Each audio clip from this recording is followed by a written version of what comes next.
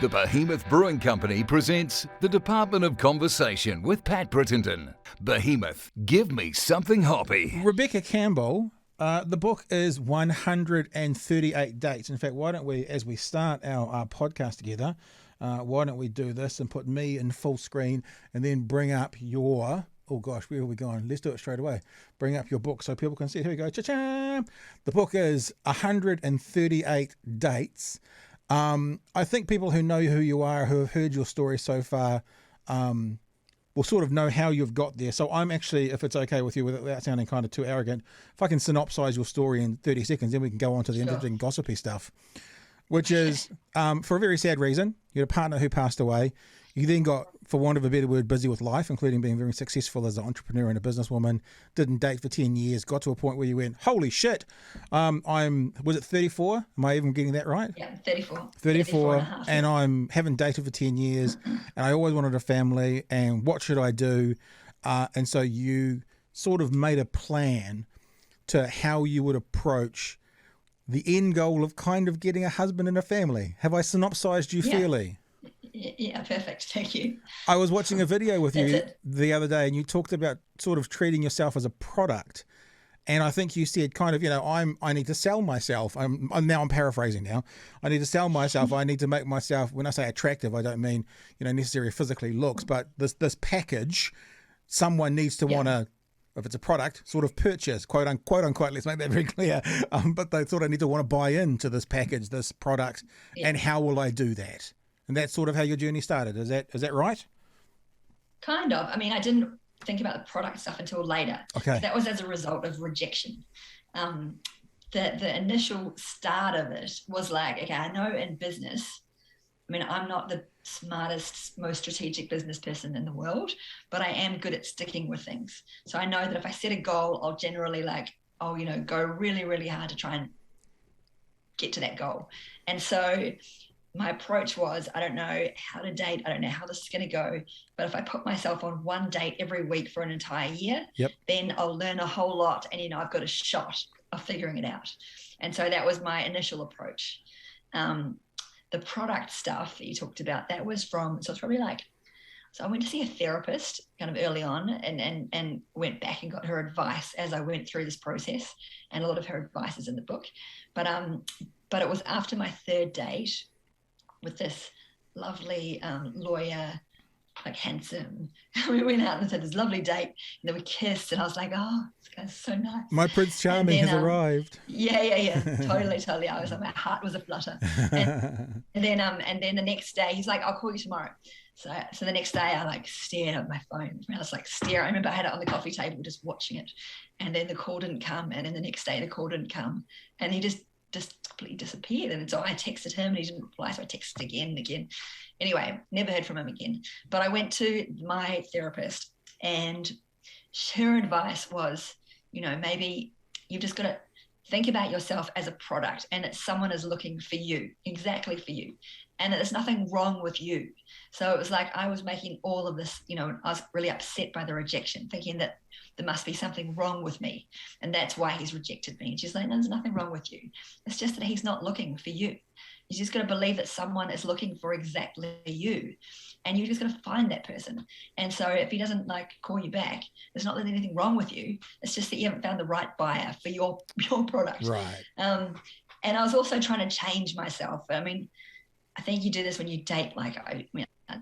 I imagine other women do it too, but I definitely did it. I tried to second guess what men were looking for and think, well, maybe if I'm a bit more look a bit more like this, or if I'm a bit more giggly, not so, don't talk about my work too much, maybe they'll like me more. And then I realized, eventually throughout the process of 138 dates, I worked out, you just got to be yourself, and that you find someone who wants you. Yeah. So when you think about the package that was the learning. I think about, at the start, you're thinking, or the start of the third date, you're starting to think, I'm a bottle of Coke and this person's looking for a Pepsi Max. They're not going to buy in. But actually, yes. and then you go through a process of going, how do I market myself as a bottle of Coke? But then by the end of it, you got to realize, look, I just got to tell everybody that I'm L&P, and that's who I am. And if they want an L&P, that's what I am naturally. So why would I market myself as Coke? Yes, exactly. Just in the end, be yourself, and you find the right person, and you find. And I did when I did meet the right person, who really, obviously he wanted someone like me, and I wanted someone like him, and it was just a match. And it was hard to find that though. Like it was obviously 138 people I went through to find that, but there was someone out there who was just right. What how long ago did you start the 138 days? Like when was 34? Am I allowed to ask that question? Oh yeah, sure. So I think it was 2012 is when I started. Okay. And then and I dated 2012, 13, and 14. So I met my partner at the end of 2014. So it was 3 years of solid dating. Because what I was wondering, that question was really based around how did you get your date? So that was well and truly Tinder time. Tinder was, because I think Tinder started about 2009. The thing, one of the reasons I wanted to talk to you, I thought it would be quite fun because, not for the same reasons, but I was someone who was, early 40s, thrust back into the dating world as well after a 16, 17 year marriage ended. So I thought I really want to talk to you because I've had experiences of dating and, not 138, but maybe 38. And it's good going. And I was really shocked and surprised at what the dating world was in whatever that was, 2019, 2018, 2019, compared to what it was in like 1999. So how did you get your dates? How did you find your 138 dates? Yeah, so I had a bit of a profile as a business person. And so I was really nervous about putting myself on the internet. I thought, people are going to see me and think I'm a loser who can't get a date kind of thing. So I started on eHarmony. And because eHarmony, only people that see you are people that you get matched with. And so I thought that gave me a bit more kind of comfort. And then when I started meeting men, as soon as I started going on the dates, I did work out, there was like some rejection, there was hard stuff. But the majority of men that I met were nice, decent people who wanted an emotional relationship. And, we obviously weren't a fit, but they were nice people. And there was nothing, and the idea of dating, putting myself out there became less and less scary. And I remember because for my business, so I started an app in Australia it's called Hey You, but it's it's an app for cafes. It helps cafes run their business better and market themselves, and take payments and stuff. And so I remember for Hey You, building a sales funnel. And so I would the top of the funnel is like all the potential cafes in Australia. And then, so we're going to figure out how to get as many cafes as possible in the top of our funnel. And then we build filters and how do we narrow them down to the cafes that are most likely to be successful on our platform? And they're the ones that we're really going to invest time in. And so I thought about, maybe I'd think about dating in a similar way. So I was like, okay, I need lots and lots of candidates at the top of the funnel, and then really good filters. And then I invest my time in only the very most likely ones to work out. And so, in business, I was like, okay, if I want to get more candidates, more customers, I've got to look for different channels, different ways to find customers. And so then I was in dating, eHarmony was one channel. So then I added, there was RSVP, which is another dating site in Australia. I added Tinder. Tinder was actually in the end where I met my husband. And when I signed up for classes, I asked friends. So I got as many as possible. And then I built these filters. So, the first one was just how you filter through profiles. And then I would do screening calls on Sunday afternoons. So I'd message during the week and then line up kind of 4 or 5 calls on Sundays. And then I would choose kind of 1 or 2 to go on a date with during the week, always on a Thursday, always at the same place. And so I built this process. And, it wasn't you can't say love happens through, a formula, but it definitely luck happens. You get lucky when you put yourself in the way of luck. And I think having a system like that definitely put me in the way of connecting with the right person. That process you're talking about the funneling, it sounds like the business brain comes on. It sounds like, what's the cost of your customer acquisition? You're figuring out how to get down to that. What does it cost? This person costs this many filters to get to a viable, potential person that I might match with. It's hilarious. Yeah, totally. And it's also just about time. I was I was 34 and a half. And I wanted to have kids. So I didn't have an infinite amount of time. So I knew I wanted to do at least one every week. And so, but I wanted to make sure that the one that I met with was going to be the most best chance of being the right one. And so that was like getting as much as possible on the top and then filtering, and then, give me just increased my chances, I think. What surprised you when you went? Because you had been obviously dating, and you had been partnered in your early 20s.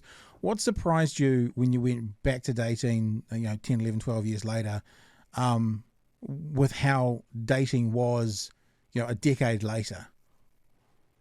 Sure. I didn't actually date. So I met my first partner when I was 17 at school, actually. He was at uni and I was at school. We met at a party, and we were together for many years, and it was beautiful love. But we were just too young, and I stuffed it up. We broke up, and then very sadly he was killed in a car accident. And I just never recovered from that. It was just like I was consumed with regret, and I felt like, I don't know. And so that's another whole story in itself. So I hadn't dated, but I had watched other people date. I think there was just a massive amount of fear for me about being rejected. I don't know. I think I had a story in my head which was around, you've got to it's just like around self-esteem, I think. I told myself that I was attractive and, that the right person, would like me and stuff. But I didn't actually know. And I told myself these stories to kind of prop up my self-esteem. But I never actually wanted to date just in case, I got rejected and I found out that actually I wasn't attractive or I wasn't like interesting or whatever. So that was really scary to, to find out kind of the reality of what actually it's like building a product and then you put it on the market and do people actually want it? That was really scary. And also it's safer to have no interaction with anyone because you can't be rejected than take the risk of, it's much safer not to jump out of the plane in the parachute, but you're not going to get the thrill of the parachute ride, but it's safer to not jump at all. Yeah, totally. It was definitely safer. And I was, although I was lonely, I was happy enough being safe versus the risk.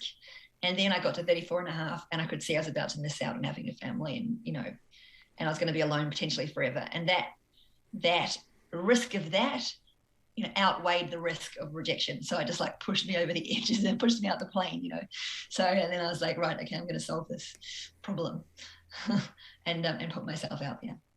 But yeah, it was super scary. I think in New Zealand, we're a little bit British and a bit prudish as well. I think in New Zealand, we have this idea of, not going on a million dates. I know in the circles I ran and in my kind of teens and 20s, it's like, find the person and settle down sort of thing. But one of the things I'm now a firm believer in is, I guess I'm kind of talking platonic dates to start with, but the idea of going on tons of dates is a great idea because I guess you've explained it in your funneling system, but I've always believed that how do you know if this person could be someone to move on to the next stage with, unless you go out with them, for a coffee or a movie or dinner or whatever it is. So I think, when it comes to dating now, it's do tons of them, and have fun doing it. Like, I did you feel that kind of pressure of, like when you realized you'd got up to 100 days, were you like, holy shit, what's going on here? Was there sort of an embarrassment to that or anything? I definitely was like, am I the only woman in the world to go out with 100 guys and still not find a partner? Definitely, as if I made some kind of record here. And there wasn't a lot of sex happening. If you read my book, I was very nervous about sex, and there's only one sex disaster in the book. It's not like I'm having sex with all these guys or anything. Because I hadn't for such a long time, I was really scared. And that is a kind of a big theme in the book. Like I was, I didn't know. I didn't even know what to do. I remember Googling and like finding all these Cosmo magazine articles that were written for 16-year-olds and going, oh my God, like 35 and I'm reading Cosmo. But there must be other women that go through this as well. So anyway, in terms of like that, how did when I went through 100 dates, I just still believe that he was out there. I don't know. I just had to stay optimistic. I think I wasn't going to give up. I did often think of myself at age 80, looking back on this period of time and thinking, at least I want that 80-year-old woman to know that she gave it a really good shot. She gave it everything she had. Did you ever think that you'd have an 80-year-old writing, I've just been on my 4,925th date? Oh God, I don't know. That would be really depressing. I'm interested. No. There's a weird way. I was about to ask it in a really weird way. I'm interested in the sixth question. This is the wrong way to ask it. Yeah, sure. Because that's one of the things that surprised me. Maybe my background was a bit prude and stuff, but getting back into dating, I'm a little bit the same as you. I didn't really date. I had heaps of female friends. I was always one of those guys that had kind of 5 female friends to every male friend, and just got on with everybody and hung out with everybody. You know, if I was going to see a movie with a literal female friend, not like is this something, but just a friend, would often hold hands walking across the road. You know, that kind of relationship is how I sort of rolled. But I was surprised. I see my kids are going to watch this one day. At the aggressive nature of the sexual element of dating amongst 30 and 40-year-olds. From a male's point of view, me not being the aggressive one, but that surprised me. Like that was one of my, oh my God, this is different. So, I mean, I'm gonna say I didn't really find that. I think I was really afraid. I mean, that comes across in the book. It's like the first line, I'd only had one partner and he'd passed away, and I still loved him, and I didn't want to disrespect him, I think, by having, running off with, having one night stands or anything. I just never did that. And so when I came to dating, and I was in a relationship for 6 weeks with this guy, and I was like, and there's a point in the book where I Google how long are you supposed to wait before you have sex, and I was trying to figure out what's he expecting, and I called my friend, and they're like, oh my God, 6 weeks is way too long. What are you doing? and then so we do it, and it's a disaster, of course, because I'm like completely awkward, but don't say anything about being awkward. And then he was also very awkward and didn't say anything about being awkward, and then it was horribly awkward, and then he never called me again. So it was which was awfully devastating. But sorry, hang on, just pause. Just pause. Did you say you saw someone for 6 weeks, had sex, and then never saw him again? Is that what did? Because that's one. As I was writing it down as you were saying it, the longest kind of time within those 3 years you saw any one person. So that's man, that's a shock. It was pretty hard. It was very hard. It was very hard because it was a terrible experience. And I thought, I knew it was terrible, but I thought at least, we could talk about it, and but I think he was just really embarrassed. So it was once again, it was easier to. It was a learning experience. In the end, I had, I learned. Sorry. I was gonna say it was easier not to jump again between those two people, rather than try and address the awkwardness of that interaction. Yes. Wow. I just wanted to get it over with, I think. But then when I met my partner, it is a beautiful little scene in the book where I'm like, okay, this time I'm going to have the conversation, and so I bring it up. And I'm really nervous still, even though I know, even though I really did love this guy, and we'd been together, it was probably around 6 weeks as well. But I brought it up and had a conversation.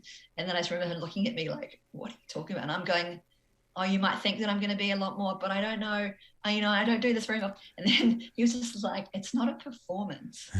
And he's just like, it's about sex, it's about connecting, and it's about deepening in a relationship and talking. And I was just like, oh, okay, that makes sense. I don't know why I had it all in my head that was some kind of performance. But anyway, I just got all mixed up about it. But that was just, You had that lawyer in date 3 you talked about. That's the most awkward stuff. You had that lawyer at date 3, and we just kind of tongue-in-cheek talked about the knight in shining armour. How many times through those 137 other people, other than Rod, isn't it, your husband now, who was, I understand, the last date, how many other times did you kind of go, oh, I might have found the guy? That's a good question. I mean, there's definitely a few. There's quite a few that I thought, when I met Rod, it was very different, and I knew I had found the guy.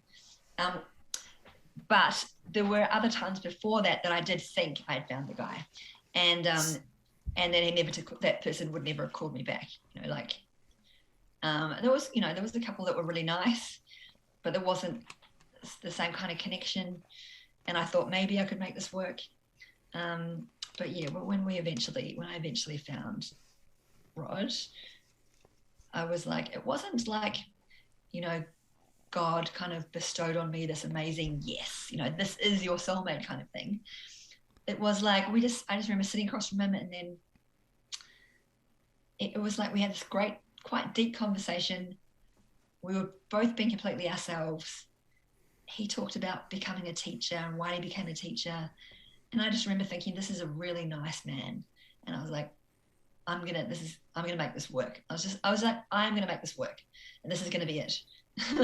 and I did know from that point. That's a really interesting sentence you just said. I'm going to make this work. It speaks to the idea that relationships are work, and that very, very irregularly, if ever, is it like the knight in the shining armor? Or what's the equivalent of that for the female character? The princess in the castle, whatever that might be. But that relationships are work, and probably the intention to make this work might have been one of the things that helped make it work. Yeah, totally. I mean, a lot of, I often, when I was telling the story before I wrote the book, people would always ask me, like, what did it feel like when you met Rod? Like, did you know he was the one? How did you know he was the one? And they're expecting it to be some kind of like magic dust kind of thing. And this is your one true soulmate. And how do you know? And when you meet them, everything is perfect. And I just don't believe that it's like that, and it's not like that. Definitely isn't like that for us. And the other thing is, this is some really good advice. There's lots of good advice in the book that I get from different people, and I use it as I travel through the book. But I had this very wise friend called Madeline, who's a character in the story, who's a real person. And we met just after I asked Rod, and she told me 3 big mistakes women make when they date. And the third one was a mistake that they make after they find someone they think is the guy.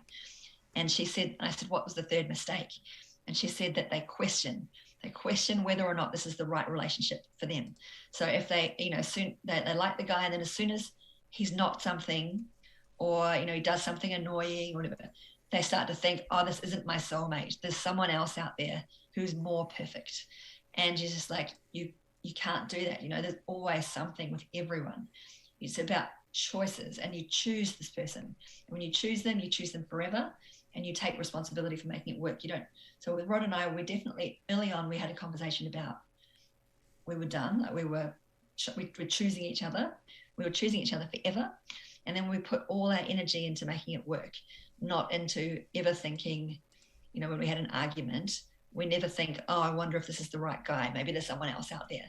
It's like, no, we're having an argument, and how are we going to resolve this difference of opinion? So, and how do we resolve, whatever it is that's come up for us? I'm really interested in what you've just said, and I'll tell you why. I mean, you being someone who's been involved in the startup world, you might know the name Simon Sinek. Do you know Simon Sinek, like as an international speaker? Yes, of course. Yeah. He does a really interesting talk about millennials in the workspace. And one of the things he talks about is how millennials will come into a workspace and they'll start a job. It's on the path to their dream job, and it's what they've always wanted to do. And then after 6 months, they'll quit because they're like, I'm just not making enough of an impact. I need to be doing bigger things for the world. And as you're talking, I'm just thinking, gosh, if those attributes, and it is a stereotype obviously, but if they're accurate to who a millennial is, I wonder how millennials treat relationships when things get tough. If Simon Sinek's accurate in his depiction of what happens in the workspace, I wonder what happens in a relationship for the average millennial when things get tough. Oh, it's just not good enough now. I'm going to go find the next one or not. I wonder if that's not the same in a relational type situation. Yeah, I wonder. I don't know if it's. Yeah, I mean, the conversations that I've had with friends, I feel like maybe it is. Like that. People do think sometimes, there's someone else out there that's going to be better. But I think generally you'll find that the next person you find, there's something wrong with them as well. There's something about everyone. It's just about finding someone that, makes you happy and that you've got aligned values with, and hopefully they're a bit positive. There's a few things which I put in the book to look for, but I think don't wait for like God to give you a soulmate, because that's just not how it works. When you started this journey, when you went, I'm going to go on a journey to find a husband, I'm interested as to, when we close our eyes, especially maybe when we're single and we're thinking about our dream partner, we have a picture. When I say a picture, it might be a physical picture. I think that's fine. It might also be, a lot of women I find say, sense of humor is really important, but there are attributes and there are maybe physical aspects of a partner that intrigue you. I was interested in on that day one, what were your desires, your character desires, your physical desires, and did that change through the journey? And I'm also wondering if it's appropriate to ask, how did those initial desires pan out at the end? Have they changed so much, or do you see those in Rob? Yes. So yes. And I wrote this in the book when I decided to do my one date every week for a year. I wrote my goals for the year, and then I wrote the attributes of my ideal partner this is the beginning of the journey. And I wrote smart, tall, and fun. They were my three things. I wanted someone who I could have good conversations with, someone who, and I wrote taller than me, at least as tall as me in heels, and fun, fun to spend time with. And then I did kind of like debunked them during the course of the book. So the first one was tall. I mean, I remember one date with a guy who, I remember he was a surgeon at North Shore Hospital, clearly. And I remember him saying that he usually only dates blondes. Yeah. And he doesn't date women over 35. And I was 35 and I wasn't blonde. And I was like, but I'm not blonde. And he's just like, oh, I make exceptions sometimes. I was just like, oh my God. I felt so sick. I felt so judged. I felt like you can't control, your hair color unless you dye it or whatever, but it's just such a superficial thing. And then I did realize that me discriminating based on height actually isn't any different to and then I was just like, oh, am I like that guy? Because height isn't something people can control. It's a completely superficial thing. And so I removed height. And my husband he's not super tall, but he is about the tall as me in the heels in the end. But as soon as I realized that was superficial, I stopped looking for it. And I did date quite a few shorter men. I found like, wow. So I remember thinking, this is an untapped market.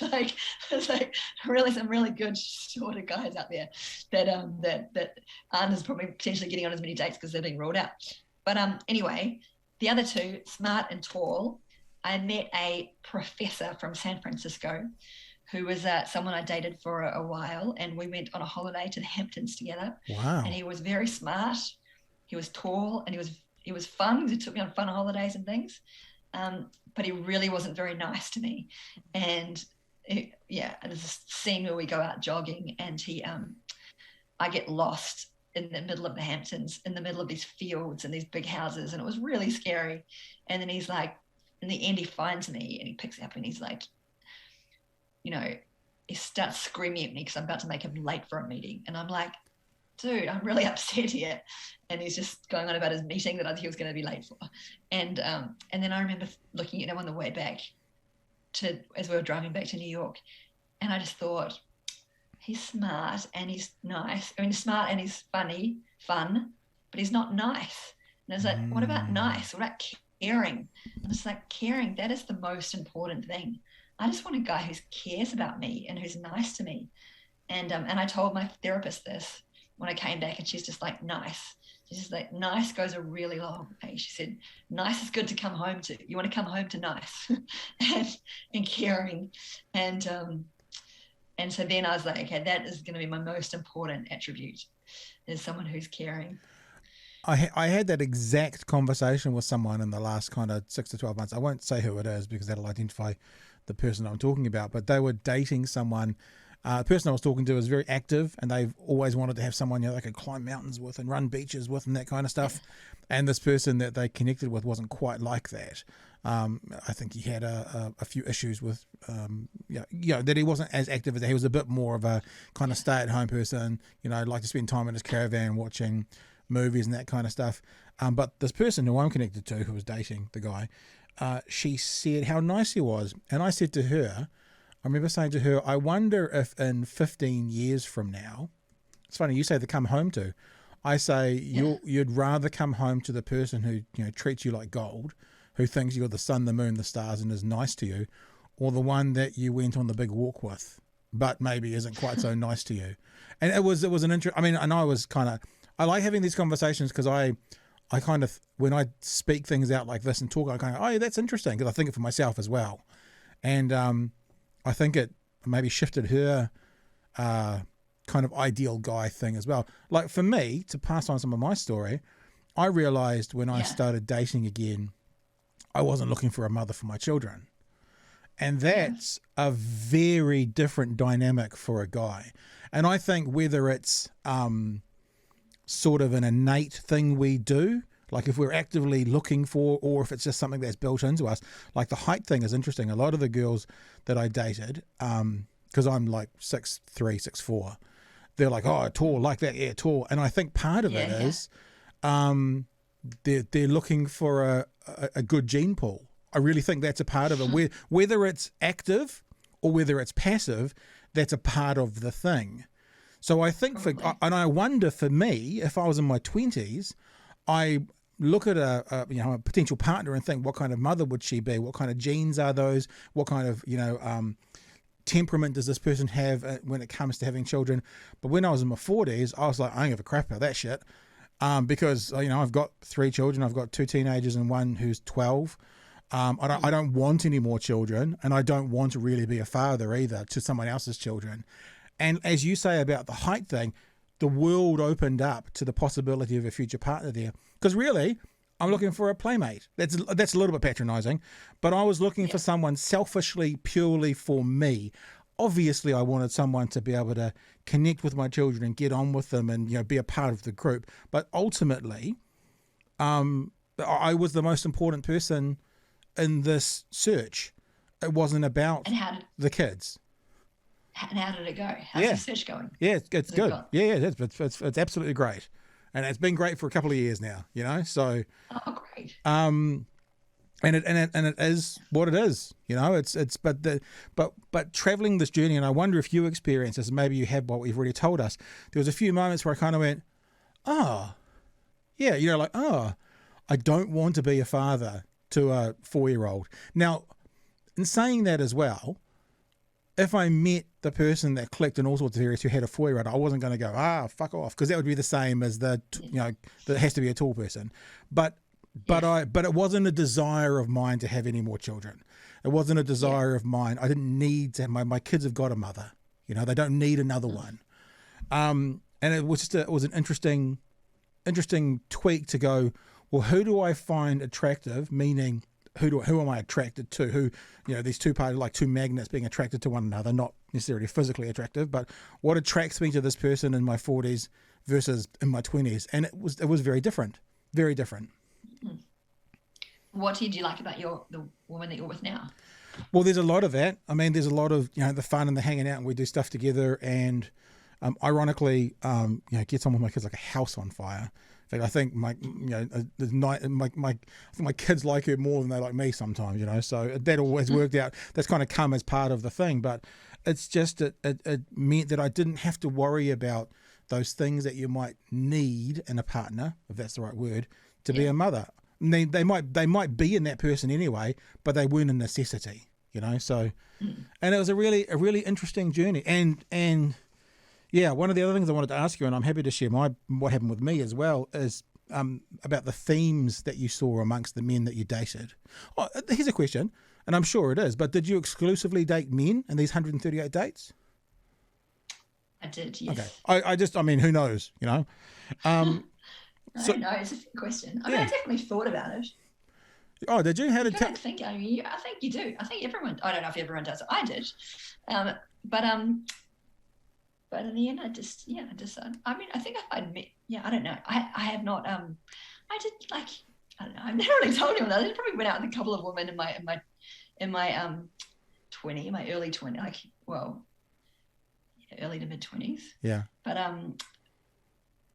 But yeah, I don't know. I did think about putting that in the book, that I thought about it, but then I didn't want to, I don't know. I mean, I'm not gay, and I didn't want to try and, cover that topic, given that it's a very serious issue for a lot of people who can really talk about it with real experience. I'm just I feel like I just probably think about it at a certain level, but then I made my decision. I'm attracted to men, and I've looked for a husband, essentially a partner, was going to be a male, and So therefore the question is, exclusively dating men for these 138 dates. Did you see any themes, positive or negative, that ran through sort of maledom?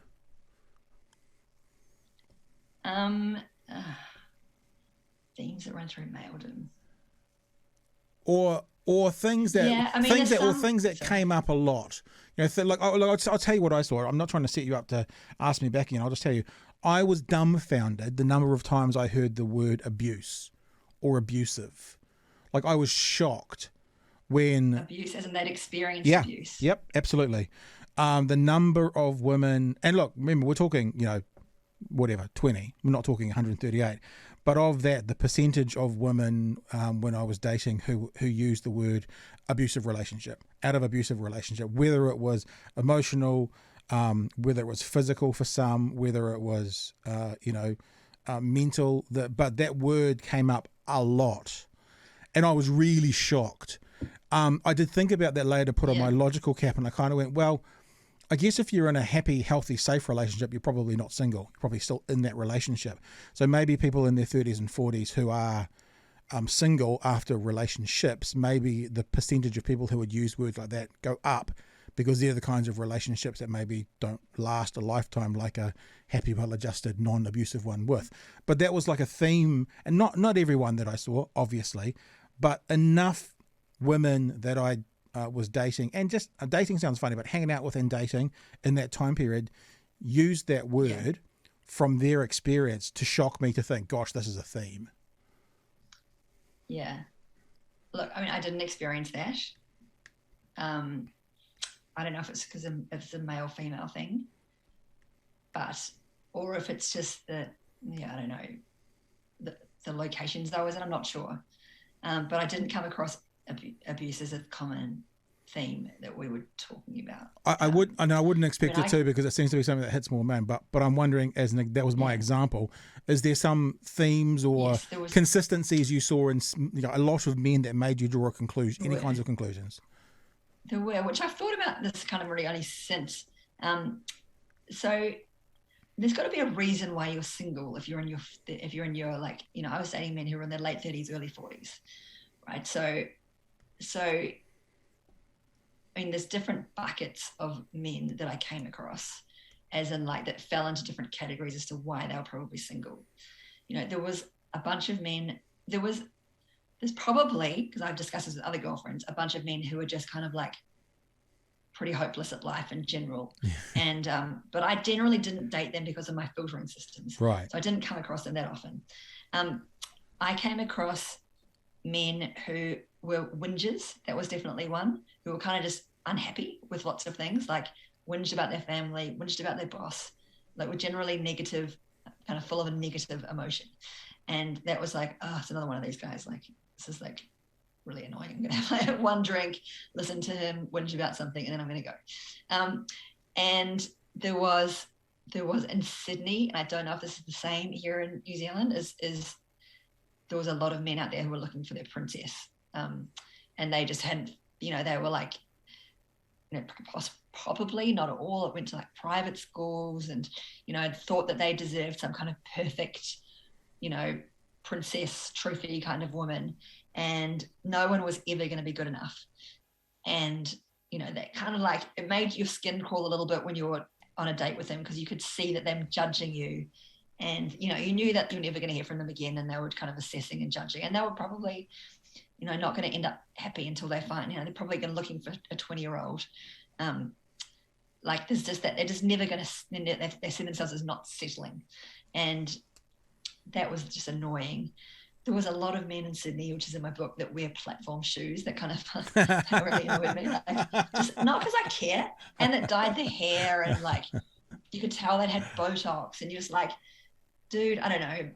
That kind of was a bit of a turn off for me. Just like, there's nothing wrong with dyeing. I dye my hair, and I've done Botox, which is in the book, but I don't know. I just could have found that kind of weird.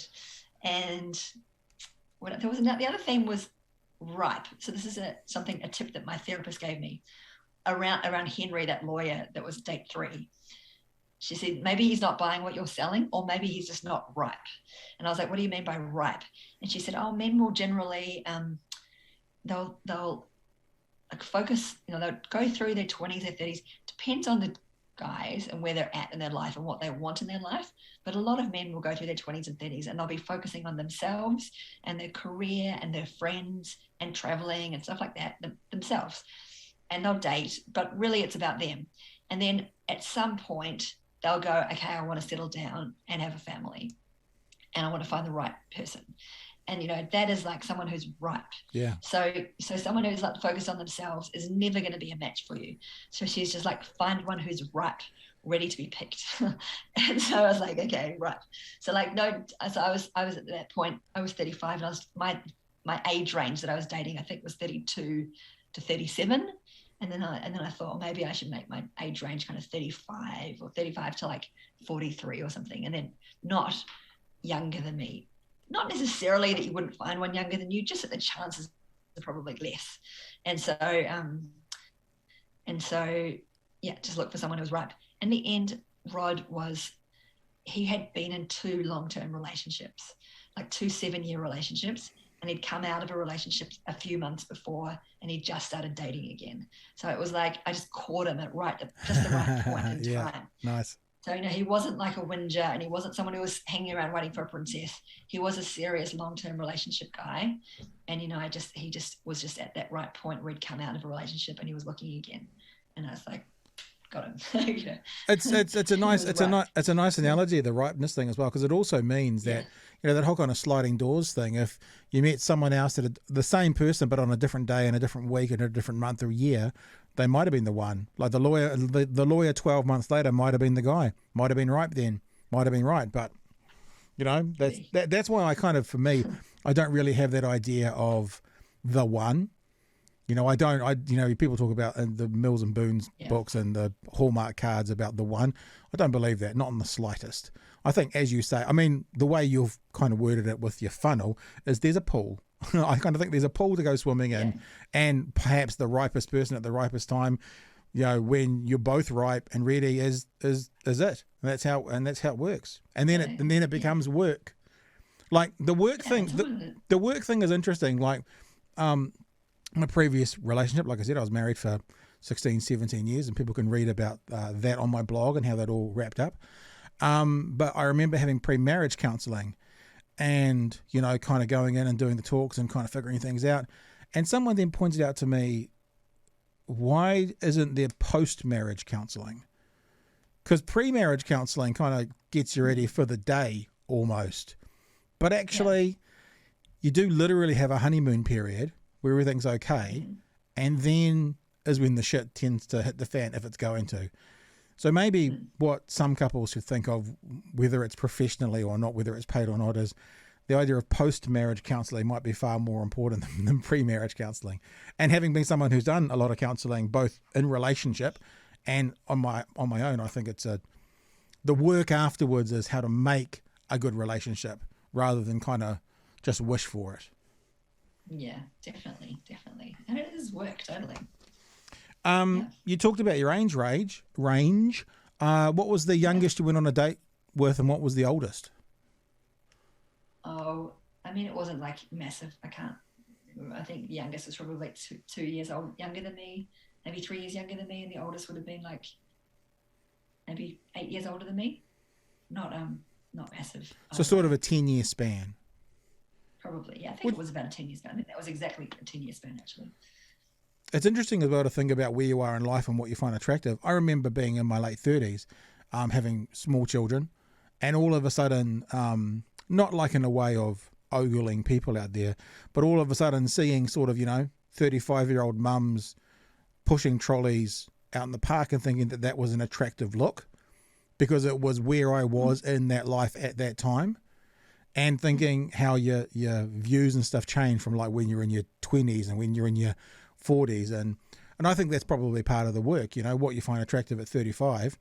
You know, the work that comes in probably means what you still have at 45 with the same person you continue to find attractive, perhaps. I don't know. Did you... Here you go.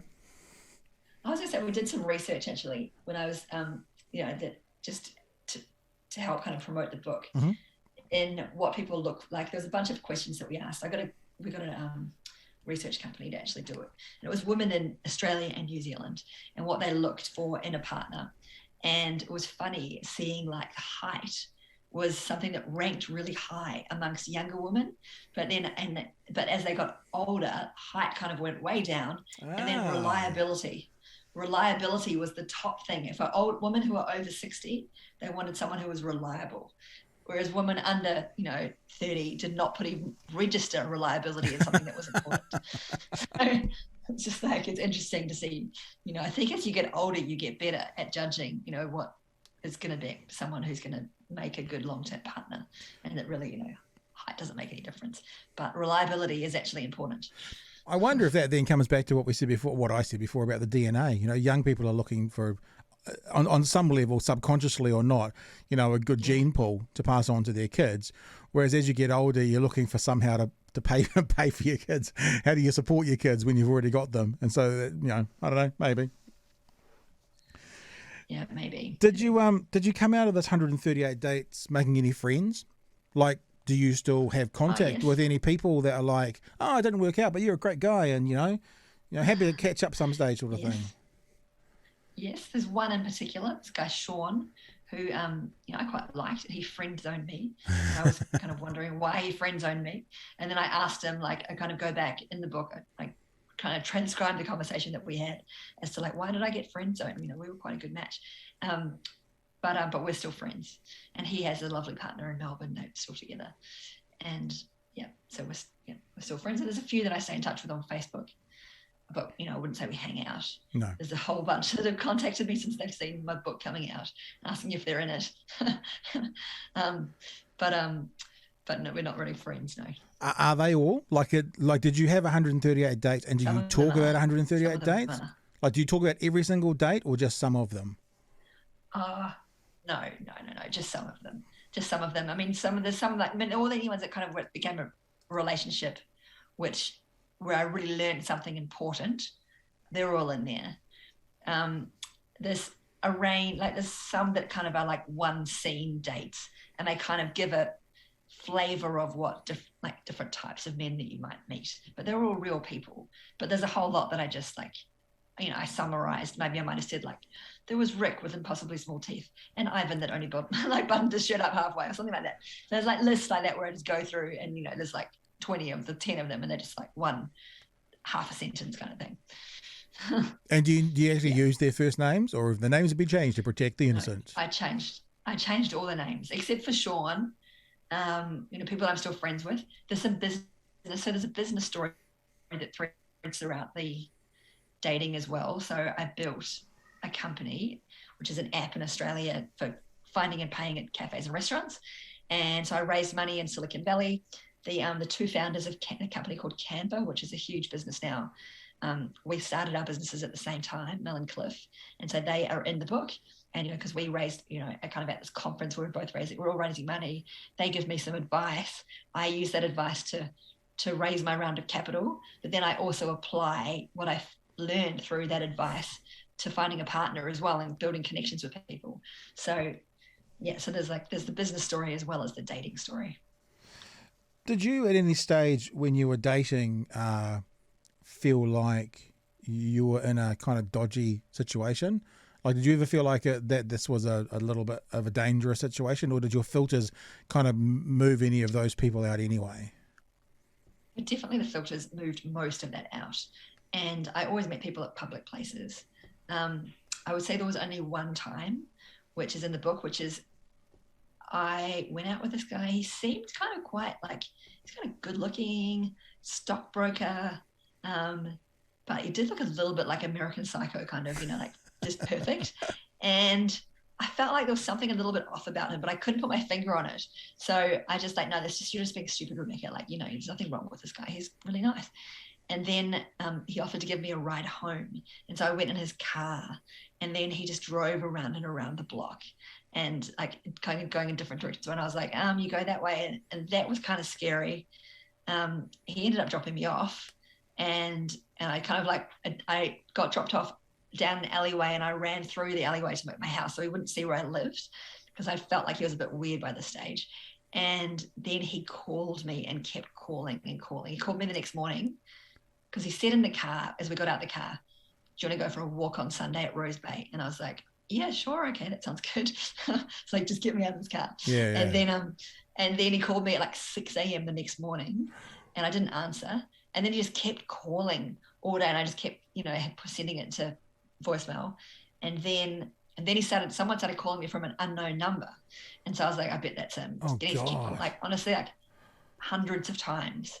And then I texted him saying, oh, hey, I've thought about our meeting last night. It was really lovely to meet you. Thank you for the ride home. But I just didn't feel like there was enough of a connection for us to go out again. This was my standard kind of thing. And then he sent me his angry text back saying that you led me on. You said you wanted to go out again and blah, blah, blah. And it's really, like aggressive. And then he kept calling. Wow. And I remember I lived by myself. And I remember sleeping with, it was 000 was the emergency number in Australia. And I had 000 keyed into my phone so that if anybody banged on the door in the middle of the night, I wouldn't have to key in the numbers. And in the morning, I had so many missed calls. And then I called the police and asked what they could do. And they just said, oh, you can take out an AVO, which means he's not allowed to come near you, but it doesn't stop him coming near you. Yeah, of course. So I was just really scared. And then I told him I'd called the police and not to call me again. And then he stopped calling. But that was a bit scary. Yeah, I tell you what. But I was stupid. I was stupid to get in the car with him. If I hadn't gotten in the car, it would have been. That kind of speaks to also trusting your gut. If you knew something was a little bit off, and yeah, totally. I totally knew he was off. Yeah. Yeah.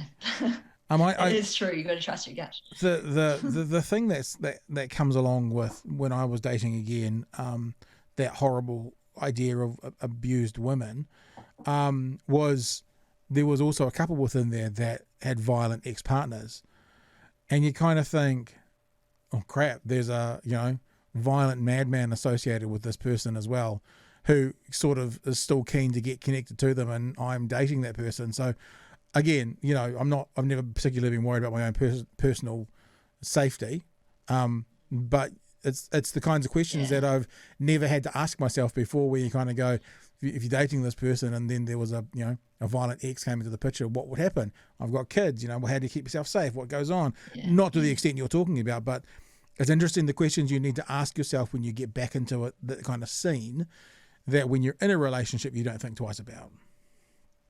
Yeah, true. Well, hey, listen, let's as I say.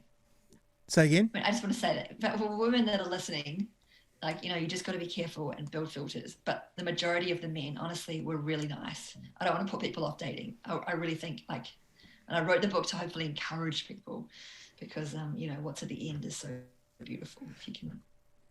What good timing. What's at the end? It's a beautiful thing you said. What's at the end, as I bring up this picture about saying what's at the end. So there's you and Rob. For people who are watching, we've got a picture up on the screen right now of Rob. And there is the whānau that has come along with it. Rod. Yep. And there's the whānau that has come along with Rod. So I was just watching before I came on here with you. I was watching the Olympics, and I thought, after your journey and your 137 heats, getting to the end of the competition, you'd be pretty keen to say you came away with a gold medal there. Looks pretty self-explanatory. Came away with a gold medal. Yes, and we moved in 3 months later. Wow. We were pregnant 3 months after that. Wow, holy moly! And we now have 2 beautiful little children. And he's from Sydney. I convinced him to move to New Zealand, and he loves New Zealand. He's totally obsessed with New Zealand. So another gold medal. So 3 months and 3 months. And I'm just going to say, partnered, married, does any of that kind of stuff matter? Well, we're not married. We got engaged pretty quickly, but then we got pregnant and we had another one, and then COVID came. It's we just always had plans, and we just got so busy. So we do intend to get married. I mean, I'm sure it will happen next year, as soon as our family, we're now separated from all of his family in Australia. So, and a lot of our friends in Australia. So we want to get married in New Zealand, but it will be hopefully next year when people can travel again. That 3 months is pretty, that's pretty, I'm not saying this in a bad way, because to be honest with you, I met someone that was sort of engaged within, I think 6 or 7 months of meeting them as well. So I get it, but I look back on that now and kind of go, if one of my daughters did that, I'd be like, what the crap are you doing, sort of thing. So what made you comfortable? Because obviously, especially when it's 3 years in the planning, it's 10 years before that of nothing. Yeah. What makes you comfortable to kind of jump that quickly after 3 months? I just knew that he was a really good person. He has a really good heart. And I knew that, I think I also took responsibility for making it work. I knew that I was going to do everything it took to, there was also, in the book, you'll see, like, we went through a lot in the first couple of weeks of meeting. So his father, unfortunately, was killed in a biking accident. Oh. The day after we met, so the morning, wow. at 8:00 in the morning, the following morning after we met. And so, and then he disappeared for a couple of days, and I freaked out. But anyway, we got back in touch, and we really bonded very quickly through that experience. We became really close, and I'd been through something, and I lost, my first partner in a car accident, and I don't know, we became very close very quickly. And I'd been through the process of all these dates, so I knew that he was a really good one. I was like, this is, I remember my therapist saying this to me. She said, I see so many women that only go on a few dates and they're like, oh, they think everyone's a loser out there. But she said, you've got comparative data. I have like 138. I know I found someone who's really good, and I just decided I'm going to make this work. And I remember saying that to myself, or I said it, I won't give away the whole story, but I committed that I was going to make my top priority for the rest of my life was going to be making his life amazing every single day. I remember saying that and being like, that is going to be my top priority. And whenever we had an argument, I would always think back to that commitment that I made, and like, how can I make this better? And he's the kind of person, fortunately, that does a similar thing. Like, when we have an argument, we will both reflect and try and, understand the other person's perspective, and, try and meet somewhere in the middle, suggest something, go, okay, I understand where you're going with this, and, why this is important to you. And this is where, this is why we're clashing here, and we'll try and work it out. So I think it's just, I knew that I was committed and that he was committed, and that we were done, really, and we were going to make it work. I was just so sure we were going to make it work. Even though it was going to be difficult at times, I'm sure, and it is, but I knew we were committed and we were going to figure it. We would manage to figure it out. That's what gave me the comfort. Yeah, and that's part of me kind of thinks what you're saying, and this is my thoughts, might be the wrong way to say it, but it almost sounds a bit old fashioned. Like, we hear so much in this day and age about, I'll go out and get mine. I know what I want. I know what works for me. And, I am man, hear me roar. I am woman, hear me roar. And in days gone past, perhaps it was more like, what can I do for you? What can I do for you? Yeah. I mean, everyone hates that word submit, but those words were used in marriage ceremonies of the past about submitting to one another. Yeah. And it's, I kind of, as you said that thing about, can you repeat that sentence about what you're going to do to make him happy every day? Is that what you said? I said that's going to be my top priority in life above everything else. I'm going to make his life amazing every single day.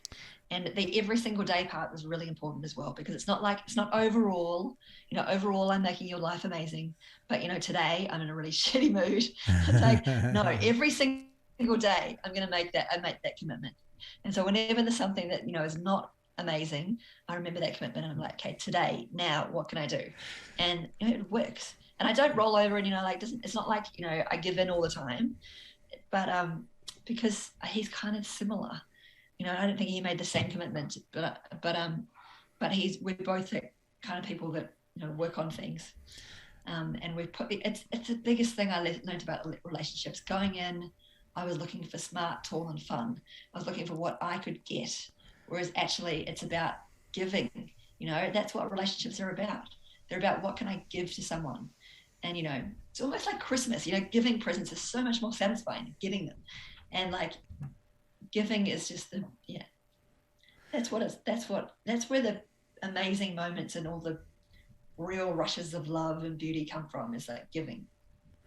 I think I'm sure there's a ton of gold, but that thing right there, I think that's a piece of gold in this conversation about relationships. Is it's more fun to give than get, and I think you're right, because and what you're talking about that commitment for every day, you're right, is so much bigger than overall. Because like if I'm shitty for 10 days of the month, but I'm nice for 20, well, overall, my partner's had a good month, but they still had a shitty 10 days.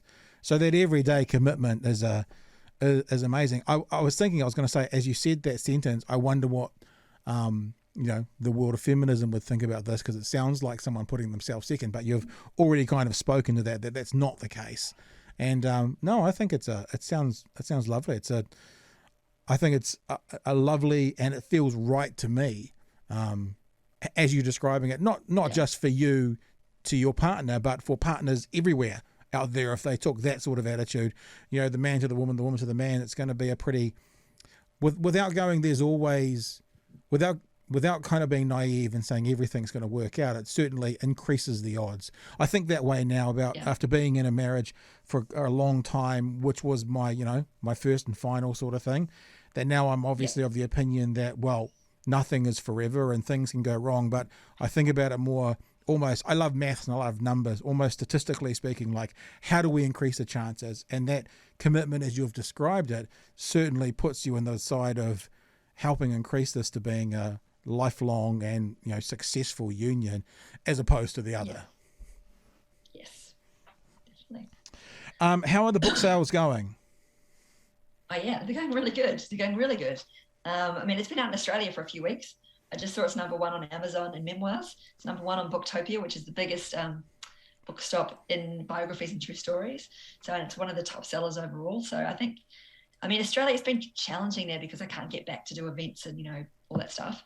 But we've had some really good press, and people are talking. I don't feel like I'm getting, my inbox is flooded every day with all these messages of people saying they've stayed up all night reading it and they feel like, they're not so alone, or they just love the story. And, I don't know, like, it's beautiful. Actually, it really is. Like, it's one of those things where when you put yourself out there and it's so honest, and it was really scary to share, because I share every single thought that I had, about myself, about, the process, as I go through it. And it's really scary because you think, am I the only one who thinks like this or who's felt like this? But to get all these messages from people saying, I feel exactly like this, and thank you so much for saying it, that's been the best thing. I was told by an author once, and for the life of me, I can't remember the name of the book. It's an author who wrote a book. I think it was sort of based around his son dying. And anyway, he wrote this book and he sold, kind of 50,000 copies of it out of his garage. And that's finally when the kind of publishers woke up and all of a sudden they all wanted him, and it sold several million copies now. And I was interviewing him once and he said, 100,000 copies will get you a movie deal. And as you're telling your story, I'm just wondering if Renee Zellweger has been in touch yet, because it sounds like it's, there could be a lovely rom-com movie come from this book. And in all seriousness, surely that's been mentioned, something about where this book could go. Must have been. There's been a few people sniffing around movie and TV series. So just going to wait a little while and see what happens and what the right fit is, I think. I'm like a Kiwi, and it's a story that's it's an Australian New Zealand story. It's not, I don't want someone to make like a Hollywood slick, I want someone who's going to stay true to the feel of the the raw emotion of the journey, and not make it too glossy. So it's just going to be the right fit, but I'm sure I think I'm hopeful that we turned into a film or a TV show. So maybe when Taika's finished the latest Thor, and after makes Hunt for the Wilder People 2, you could expect a phone call. Perhaps. Just saying. Just saying. We'll see. Hey, there's nothing to announce yet. Thank you. I'd like to speak to you when there is something to announce. The book is 138 dates. If you want to find out more about it and about Rebekah Campbell, Rebekah which is there's several ways to spell Rebekah, but Rebekah Campbell.com is where to find it. Do you want to leave us with anything? I bet you at the moment everyone's looking to you for like dating advice. I bet you that's what's going on, isn't it? Yeah, I think some of that. I mean, I would leave I hope that it's a story that's entertaining, that means something to everyone, not just people who are dating. But if you are dating and you hope to find a partner, I think the key thing I would say is to, not take the rejection personally. That's one thing. Like I said before, it's not about you, but just stay optimistic. I think you've got to believe that there's someone out there who is just the right fit for you. And it can be hard to uncover that person. It took me 138. That was 138 was becoming the right person and also finding the right person. But you've just got to believe that they're out there and stick at it. Excellent. RebekahCampbell.com. Hey, Rebekah, thanks for joining us today. It's been a huge amount of fun. And I look forward to talking to you again when you get that movie deal. You come in first. Thank you so much. That was a lovely conversation. Thank you.